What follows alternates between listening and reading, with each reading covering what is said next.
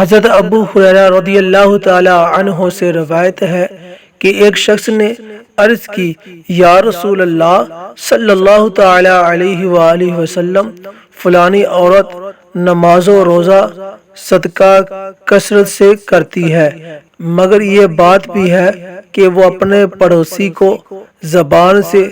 تکلیف بھی پہنچاتی ہے۔ سرکار مدینہ صلی اللہ تعالی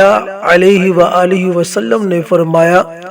وہ جہنم میں ہے۔ اس شخص نے پھر عرض کی، یا رسول اللہ صلی اللہ علیہ وسلم، فلانی عورت کے روزہ، نماز و صدقہ یعنی نوافل میں کمی ہے، وہ پنیر کے ٹکڑے صدقہ کرتی ہے اور اپنی زبان سے پڑوسی کو ایذا نہیں دیتی۔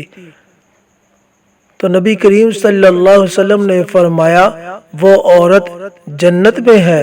اور پھر اسی طرح ایک اور جگہ پر نبی کریم صلی اللہ علیہ وسلم نے ارشاد فرمایا، وہ شخص جنت میں داخل نہیں ہوگا جس کی شرارتوں سے اس کا پڑوسی محفوظ نہیں۔ اور پھر اسی طرح حضرت عبداللہ بن مسعود رضی اللہ تعالی عنہ سے مروی ہے کہ ایک شخص نے مدنی آقا صلی اللہ تعالی علیہ وآلہ وسلم کی خدمت میں عرض کی، یا رسول اللہ صلی اللہ علیہ وآلہ وسلم، مجھے یہ کیسے معلوم ہو کہ میں نے اچھا کیا یا برا کیا؟ سرکار مدینہ صلی اللہ تعالی علیہ وآلہ وسلم نے فرمایا، جب تم اپنے پڑوسی کو یہ کہتے ہو سنو کہ تم نے اچھا کیا تو بے شک تم نے اچھا کیا، اور جب یہ کہتے ہو سنو کہ تم نے برا کیا تو بے شک تم نے برا کیا۔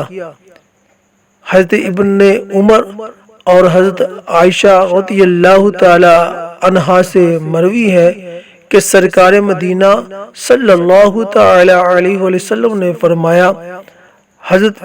جبریل علیہ السلام مجھے پڑوسی کے بارے میں وصیت کرتے رہے، یہاں تک کہ مجھے گمان ہونے لگا کہ وہ پڑوسی کو وراثت کا حقدار بنا دیں گے۔